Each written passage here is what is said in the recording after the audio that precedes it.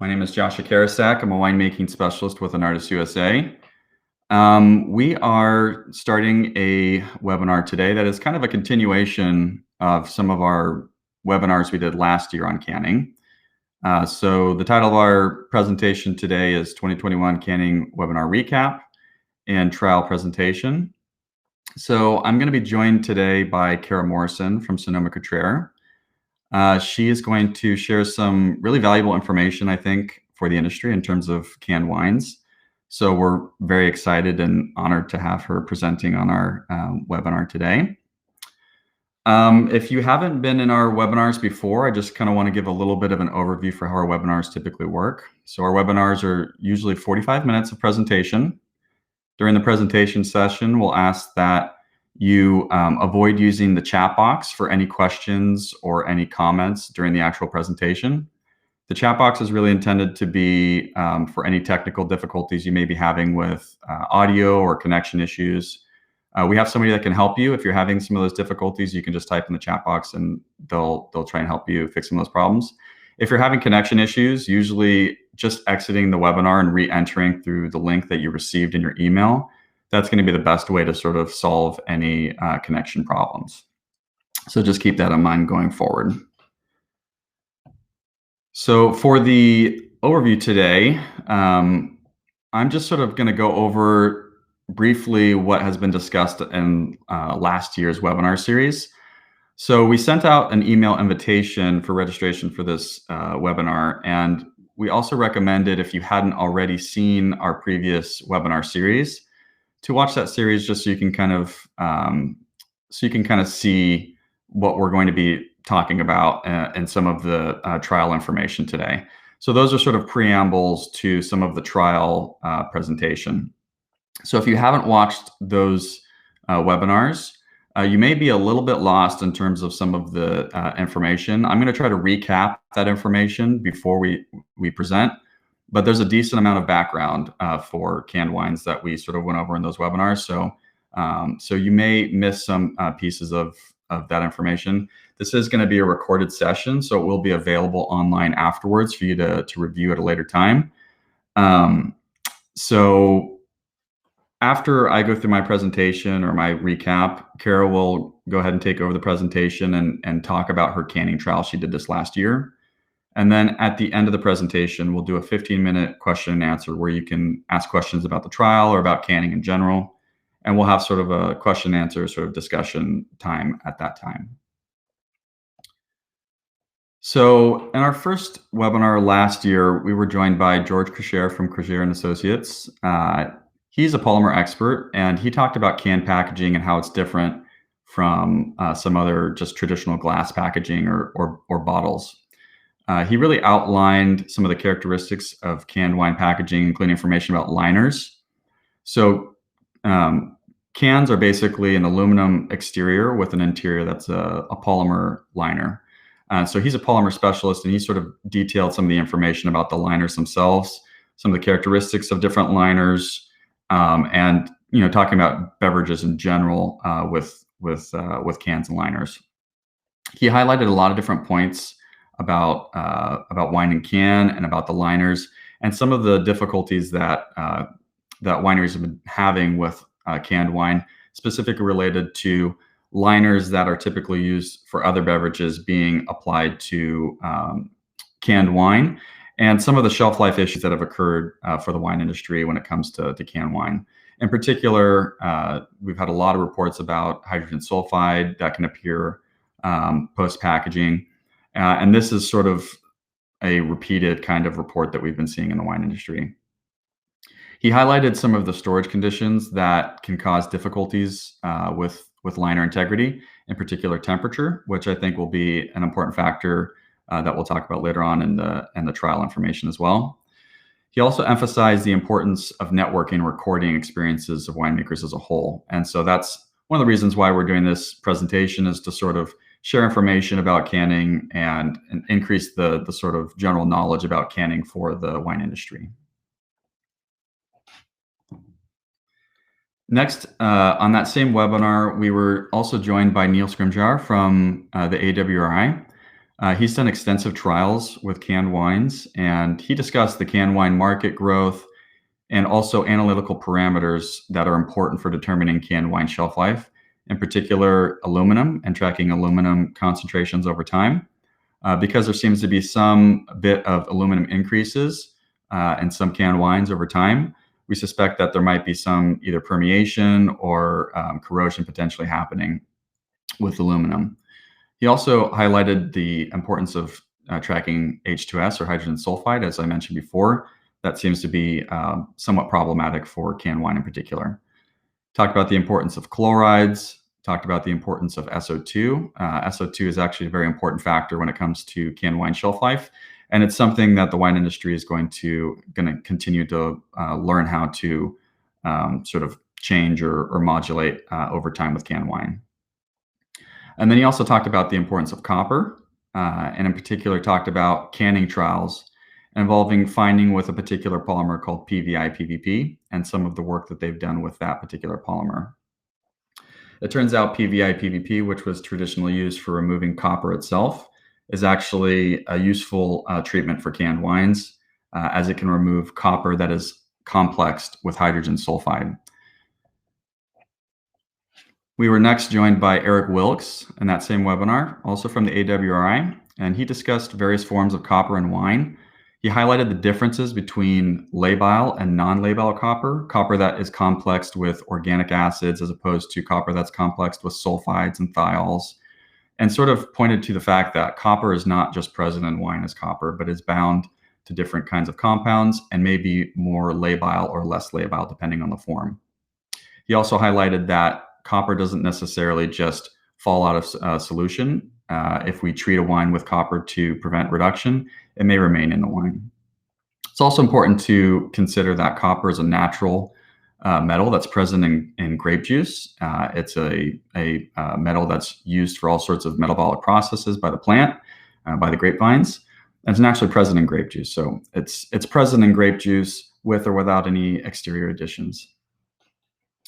He also discussed the impact of aluminum, excuse me, and copper on hydrogen sulfide production, and talked about how aluminum can actually increase the production of hydrogen sulfide, and that copper also has some role to play in hydrogen sulfide production and can packaging. He then talked about the benefits of reducing SO2 on hydrogen sulfide formation and the benefits of removing copper on hydrogen sulfide formation. And that also sort of plays back into the role of using PVI-PVP and blends containing PVI-PVP for canned wines. In a second separate webinar that we hosted on canned wine, we were joined by Gavin Sachs and Rachel Allison from Cornell University. They emphasized the interactions between SO2 and aluminum on producing hydrogen sulfide, and discussed innovative methods for measuring hydrogen sulfide over time. Discussed the impact of wine pH, in particular that lower wine pH seems to cause a little bit more difficulty in producing more hydrogen sulfide, and the possibility of molecular SO2 playing a role in hydrogen sulfide formation in canned wines. Finally, talked about highlighting the possibility that aeration oxidation measurements of SO2 may be overestimating free SO2 measurement levels, and this might be particularly important for canned wines, as the free SO2 levels tend to be a really important factor when we talk about not only reduction, but also, as we'll later discuss, the evolution of potential oxidation as well. Finally, at the end of both the first and second webinars, I sort of detailed some solutions that are available now for the wine industry to use for canned wines, in particular, Clairol HM and Stable Met. Clairol HM is a blend of PVI-PVP, which is the polymer that I mentioned was important for removing some metals and also copper-bound sulfides from wine. This blend also has pre-activated chitosan that has also been found to benefit removal of copper and other metals from wine. So this blend has a sort of synergistic blend of PVI-PVP and chitosan. We also have a Stable Met, which is just a pure version of PVI-PVP for that same purpose. So we talked about using these polymers in order to remove copper-bound sulfides prior to canning, and that this would benefit the longevity of the product and potentially prevent reduction from appearing by removing copper-bound sulfides, which can re-release in the reductive environment of the can. We also detailed some low SO2 winemaking strategies for making wines with less SO2 and explored new solutions for canned wine in general.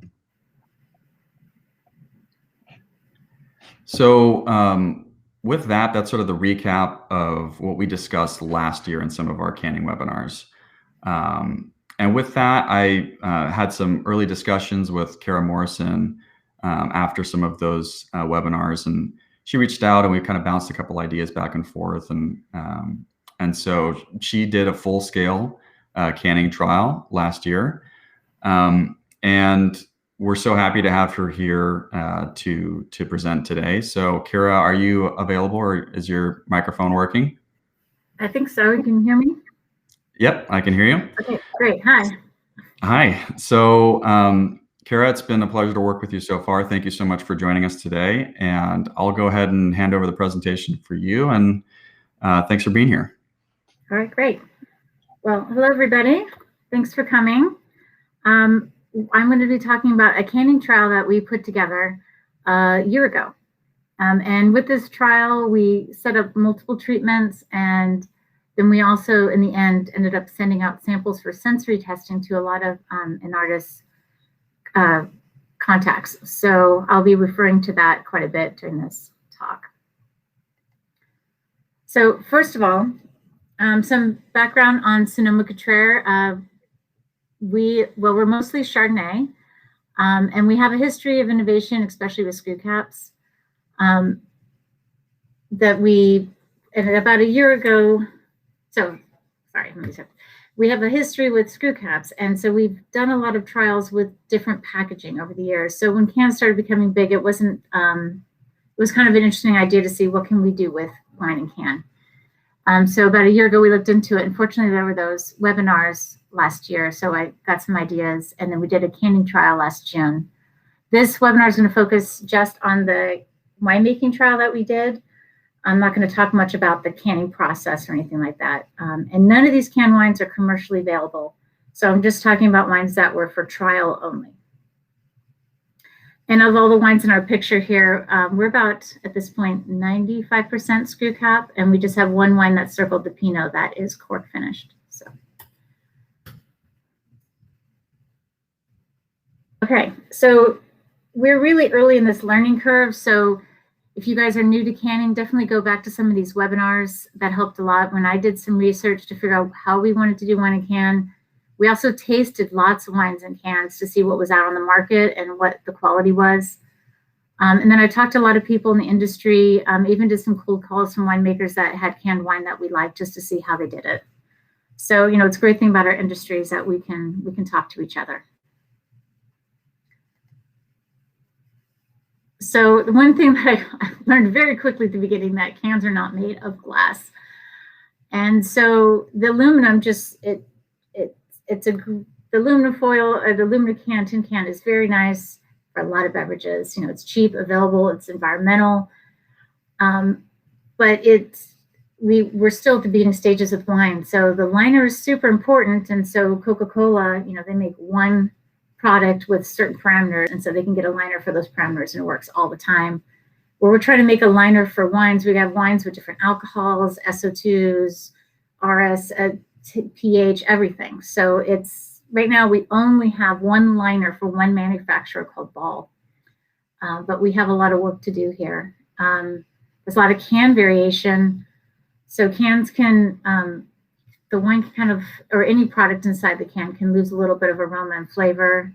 It can possibly get oxidized, and there can be some tainting with reactions of the acidity, SO2 and copper reacting with the aluminum to create H2S.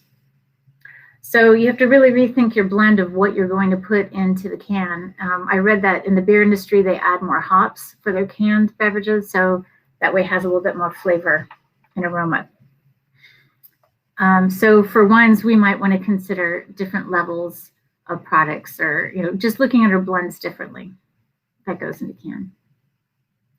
So here's our can trial setup. First of all, we came up with our goal.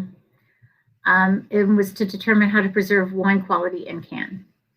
And so we had a plan to test various wine treatments in cans to get the best wine quality and to compare the analysis and sensory between the can treatments and the bottle. And the parameters we had is that we had, by that time in June, we had blended all of our Chardonnay. So it was our oak Chardonnay wine blend, and we wanted to test it in 250 ml cans. And so we called the can van.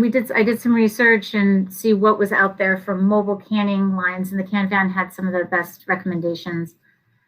So we got in touch with them, and they gave the parameters of these are the pH, the free SO2, different things. So our wine all checked out there.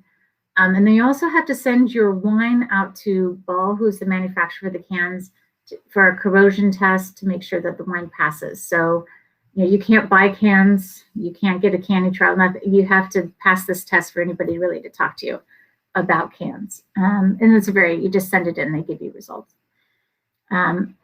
So we were all ready to can. We marked all the boxes. So last June we were going to we canned. And here's our trial here. So here's our Chardonnay tank. So here's, we found our wine with the lowest SO2 because we heard we needed to have, we had researched that the SO2 needed to be low. And so we had our tank of wine, and then we took it to 5 stainless steel drums. And in each drum, we did a different treatment. So one was the control with just these parameters here. The SO2, which we added, we wanted to have 5 parts higher SO2. The CO2, we wanted to have about 1,500, where it was around 900. And then 2, we fined with Clairol HN to do 2 different trials with that. So we stirred it in the drums, let it settle for an hour, and then nitrogen displaced. So we have these 5 treatments for our wines. Sorry. Yeah. So then we can the wine. So if you guys are not familiar with canning, the mobile canning line comes in. It's not like mobile bottling where you go out to the trailer. Actually, they pull everything out of the trailer and bring it inside your winery. Of course, this is COVID, so that was a whole other ballgame. But so they brought this into the winery, and part of the reason you have to have it inside is these cans are wide open and they're very lightweight, so they could blow in the wind. You can get dust, debris, so you need to be in a nice, clean environment. A lot of QC with canning, and I'm not going to get into this, but the main thing is you need to make sure that you've got proper liquid nitrogen to reduce oxidation. The seaming, so putting the lids on the can and you seam it, a very important quality process, and you have to make sure you have a good canner that can do that. And then there's this pressure testing or squishiness of the can to make sure it's properly pressurized. So here's the analysis of our cans, of the wines. So you can see here our treatments, the higher SO2 treatment. We had to add SO2 a few times, so the total went up, but the free didn't go up very much. We got up to just over 1,600, and we left it there for the CO2. And then with the 2 Clairol treatments, we had one with higher DO because we thought maybe higher DO would reduce the reduction. It's just a hunch. Anyway, and then we tested this, our copper levels are very, very low already. So it reduced it a little bit, but it's pretty much non-existent. So our analysis afterwards, we did normal analysis, QC on our wines. We sent out for aluminum, copper, and H2S. And we decided to store our cans in our standard warehouse. And then we have a winemaker library that's very cool and dark. So I heard temperature was an important factor. So I thought that would be an interesting trial of warehouse versus the winemaker library. And when we canned, we didn't do the whole 60-gallon drum. We only did about 10 gallons of each treatment because, again, this was all for trial purposes. So, but we had plenty of cans to put up in the library. And then on the same day that we bottled, we put aside the same wine blend that was bottled in regular glass bottles that day and stored it in the warehouse to compare to the cans. So the can aging process. So as I just mentioned, we put some wines in the winemaker library and we had them in the warehouse. And then around November, when Joshua, he ran the H2S analysis. And I had given him the samples to run right after the canning in June. And then he says, oh, well, I'd run this H2S, but I stored them in my offices. And then I said, oh, gosh, we should really test this at room temperature as well. Of course, that's what retail stores are going to be at, is room temperature if it's on the shelf. So I took some of the wines from the warehouse and put it into some offices. So now we have a trial that has 5 treatments, you know, the control SO2, CO2, and the 2 clarifying. And then we have each one is at 3 different temperatures. So that takes it out to 15 different factors. And just for ease of use, we're going to call the Winemaker library 48 degrees, warehouse 58, and room temperature 68. Just a nice 10-degree difference. So over time, we tested the analysis, and we found there was no significant difference in O2, CO2, SO2s, except, of course, what we intentionally did differently. What was really interesting is acetaldehyde was the same for all the temperatures, all the treatments. That did not change. It's exactly the same for them all. But there was a significant difference in hydrogen sulfide and aluminum. I don't know much about aluminum numbers, so I'll just say the claral treated ones were lower, and then all the other ones were a bit higher. So it did pull out some aluminum metals as well, the claral. But hydrogen sulfide is really interesting, so I'll show you these numbers here.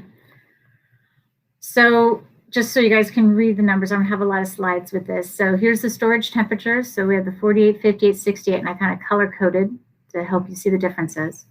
And then we have the different treatments, the claral, SO2, and CO2. I'm just narrowing it down to these 3 treatments. So this is just the claral with the regular DO. So at 5 months when Joshua first tested, we noticed quickly that the H2S was different. So the threshold for H2S is around 2. So you see the claral treated is much lower and the other 2 are higher. Also as a note, when I gave these samples to Enartis, they were all blind. I had random codes on the cans each time and different codes each time. So it was completely blind. And then at 8 months, we ran all of them. What's really interesting here is the SO2 temperatures. You can see that it's almost this exponential curve of the H2S with the higher SO2 at the temperature. So it wasn't just SO2, but SO2 plus temperature that really caused the H2S. And then we ran some more at 9 months. And you know, you can see here that the claral is lower than the other numbers. I mean, what's interesting here is the CO2 numbers are really low and lower than the claral, which is great, but it doesn't make sense within this data set. So we're noticing a lot of variability with the higher CO2, and I can't completely explain it.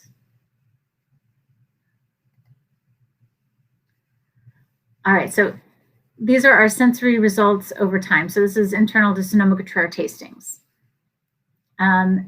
At 1 and 2.5 months we tasted, and we really didn't see any differences. And these first tastings here, I'm circling the 1 to 5 month tastings, we tasted them all. We poured them into glasses because we were comparing to the bottle. So we had to pour into glasses. We tasted at room temperature. And all the we only tasted at warehouse temperature at this time. So we didn't see differences at the beginning. 3.5 and 5 month tastings, we started to see difference between bottle and cans. Not a huge difference between treatments, but the bottle was starting to come ahead clearly. At 6 months, well, we got this great idea that you could actually taste out of the can if you just take a can of wine, you pour it out, and then you pour the bottled wine into the can, and then we could actually taste the bottled wine in a can versus everything else. Hope that makes sense. It's a lot easier when there's a group in front of me. I can see you guys nodding. But so we were able to taste out of the cans here. And at 6 months, we started seeing treatment differences, and we started seeing clear difference between the cans and the bottles. This is at 6 months, it was really clear that the bottle was doing a little better than the cans. And at 7 and 8 months, we tasted the storage temperatures. In that 7 months, it was only a month and a half, 2 months after we moved it into the room temperature. And we were amazed at how different those wines already were. So, and of course, this was only like 7 to 8 tasters. So it was a smaller group because it was all internal. And at this point, I started talking to Joshua about doing this presentation. And then we had the idea of being able to send out samples to Enartis clients that do canning and to get their feedback and a survey. So we were at this point, we started to decide what cans we would send out for sensory. So I'm just share with you here a little bit more detail of our internal tasting at 8 months. So you can see this is the bottle that we transferred into cans. This is, we ranked the wines 1 through 10. It was about, 7 or 8 people. And you can see the color coding. So the 48 and 58 are at the top, the darker color 68 towards the bottom. And same, you can see with the SO2, which is in red, kind of towards the bottom. So this is how we're starting to see differences in temperatures and treatments.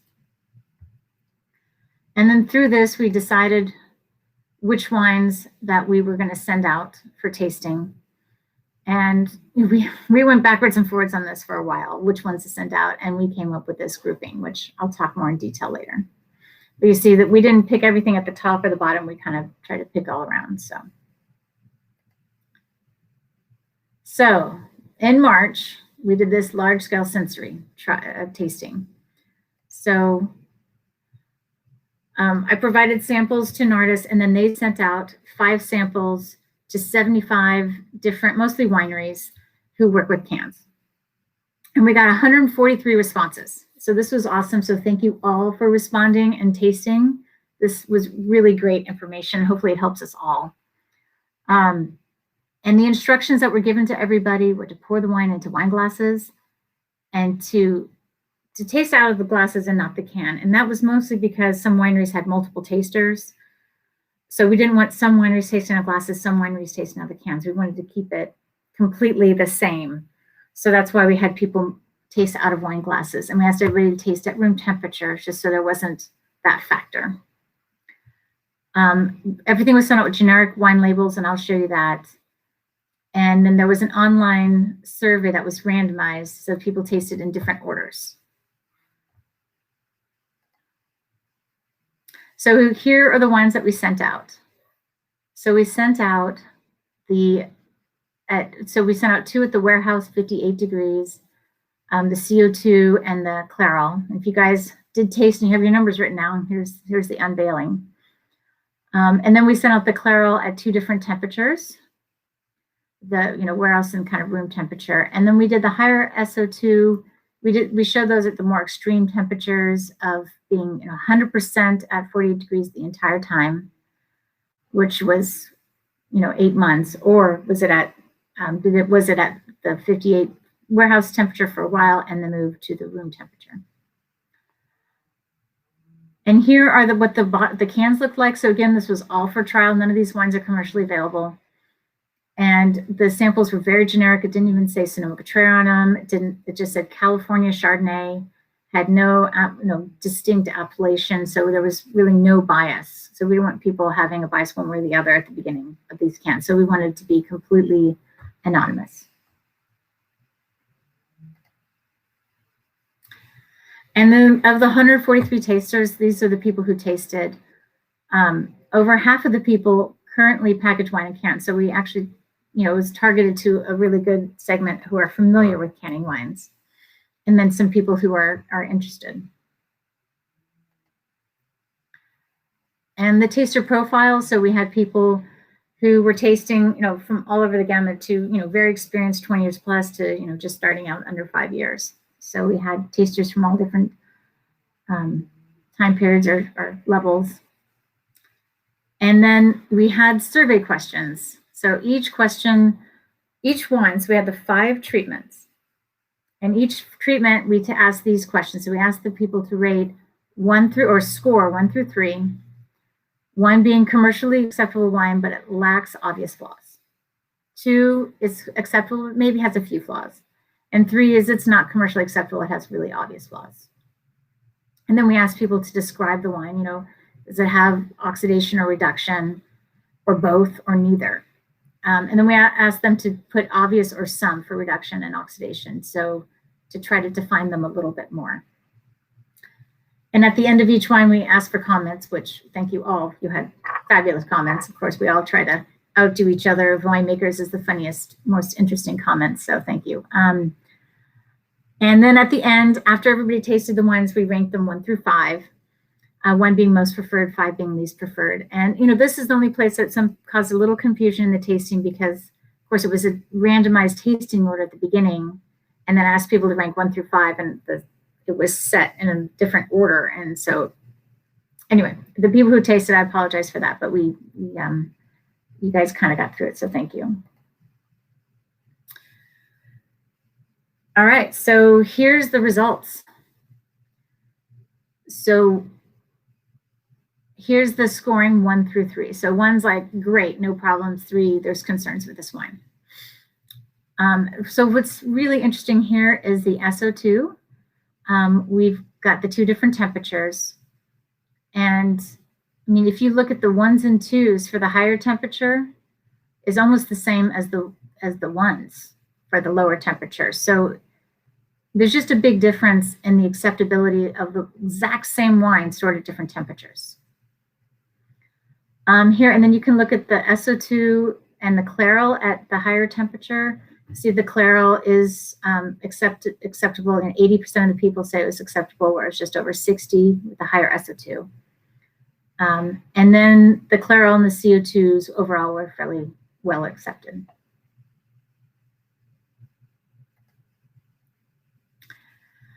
So here's some of those descriptors, and this is the number of responses we got for each descriptor. In this slide, don't try to dig too deep into it. I'll have another slide that you can look at. This one's just to show that reduction is more of a problem than oxidation. Overall, I mean, they're both issues, but people were finding much more reduction than they were finding oxidation. And of course, some people found neither. A lot of people found neither, and some people found both. But this slide is a little easier to read. So we combined the some and obvious together. So some and obvious reduction and some and obvious oxidation. That was just a little clearer. And what just stands out here is the higher SO2 at the higher temperature is clearly gotten, the reduction is kind of off the charts compared to everything else. But you compare it to the SO2 at the lower temperatures and everything. But what's interesting is the claral has a slightly higher oxidation, and can't really account for that. I mean, my only guess is if you have lower reduction than you notice, maybe there's oxidation behind it, and so by lowering the reduction, you notice oxidation. We're just not sure.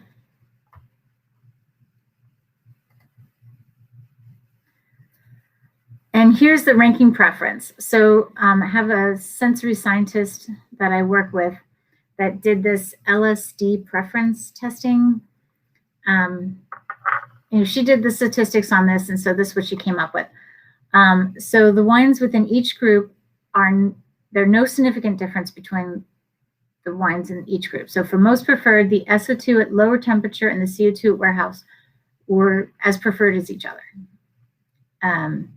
And then, just because statistics work the way they do, the mid-preferred are also the CO2 with the 2 claral treated. And the clearly least preferred with a significant difference is the SO2 at the higher temperature. So more SO2 helps the wine because of oxidation probably at lower temperatures, but it hurts the wine at warmer temperatures. So again, that's something to consider. So I'm going to go through each of the wines, each of the treatments a little bit here. So CO2 was kind of a love-dislike, not exactly love-hate. This one taster comment nailed it. They said 331, which was the sample number for CO2, was a little fizzy. The others were not. So good job. This one here, the treatment, it was 1600 ppm, where the other wines were at 900. So one thing I noticed, and we also noticed this in our own internal Sonoma-Cutrer tastings, is that either people put it at the top or they put it at the bottom. So I don't know. There's one thing I haven't mentioned too much is just there's a lot of can-to-can variability. And I think that's what causes a lot of this noise as well in the numbers of some people getting reduction, some people not. I mean, it's also taster availability, but there's a lot of can-to-can variability. And if some reason the liner has some issues or a little crack in it, the wine's going to react more with the aluminum than it would have otherwise. So, and I don't know if maybe the higher So2 caused more of that variability or not. But we also have the variability in H2S analysis. But overall, it was a favorite. But just to show this, the CO2 either had most people putting it 1 or 2 or 4 and 5. It had the least number, the lowest percent of 3s. So. The temperature impact of SO2. So a taster had a comment that wine 945, which is the SO2 at the lower temperature, was much better than the rest, and sample 262 was much worse. And again, same exact wines, just different temperatures.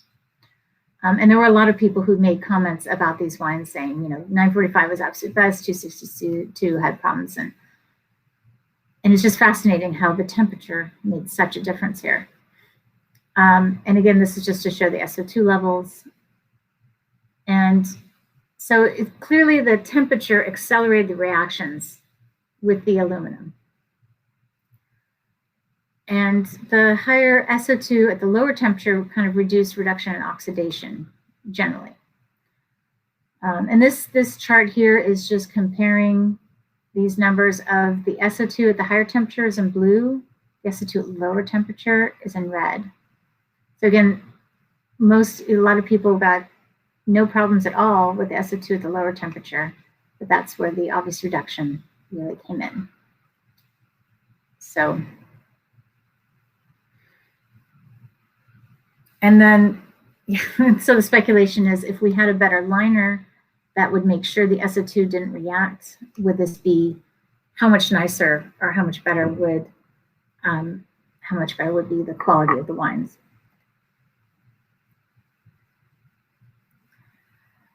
Clairol HM fining. So this definitely, when you compare it, it did reduce can off flavors. I mean, they were still there. Again, that could be can-to-can variability, but it did reduce it. So here, since the Clairol treated at the warehouse and the 6858 were about the same, I compared the SO2 and the Clairol at the higher temperature. And again, you can see that the obvious reduction is higher with the SO2, where it's lower, the reduction is lower, although the oxidation is higher with the Clairol. One really interesting thing that people noticed, commented on, with both the Clairol treated wines, is that it had less oak character. A lot of people were speculating this trial was the different oak treatments of the wines. So again, this wine was exactly the same blend. It's maybe 10% new oak, 85% barrel fermented. So it's not hit your head over the head with oak. But the people said, oh, I like this no oak Chardonnay compared to the oaky Chardonnays that you have. Again, same exact blend that they were tasting. So the Clairol seemed to bring down that oakiness, which sometimes, is on the edge of sulfide compounds.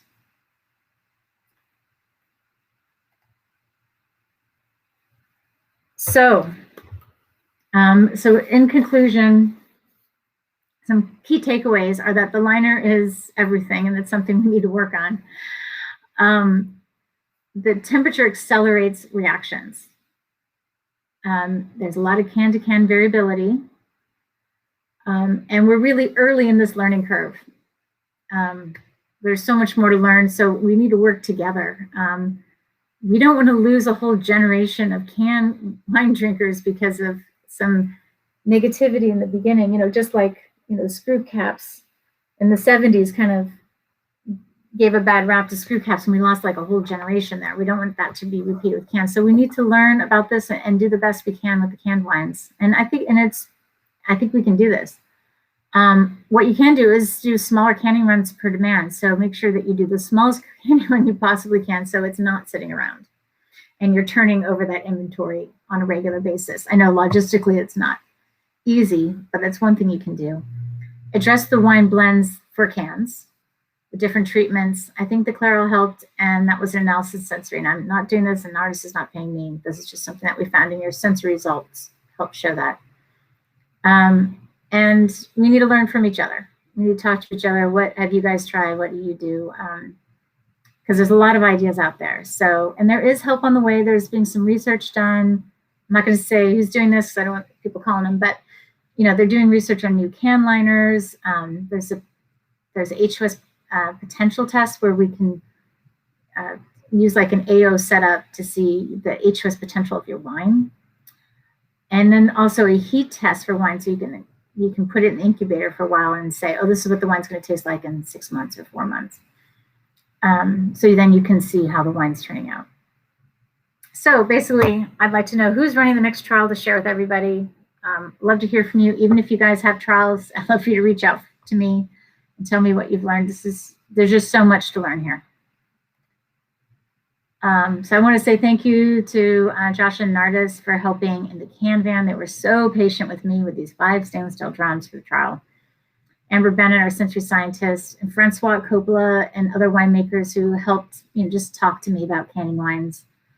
And then all the researchers who did the previous webinars, especially Rachel. And this article, The Chemistry of Canned Wines, is so informative if you're just getting into it. So, lastly, just some fun survey comments. People were saying, a lot of comments about it's the same wine of so. These are huge differences. Somebody said cans wine is a fool's errand, and I really like us to change this perception. Somebody talked about, the toastio-class reduction. You should try less oaked wine, which they thought some of them were. And then surprisingly good. Thank you for whoever said that. So I think we can start to take questions. Joshua? Awesome. Thank you so much, Kara. Fantastic presentation.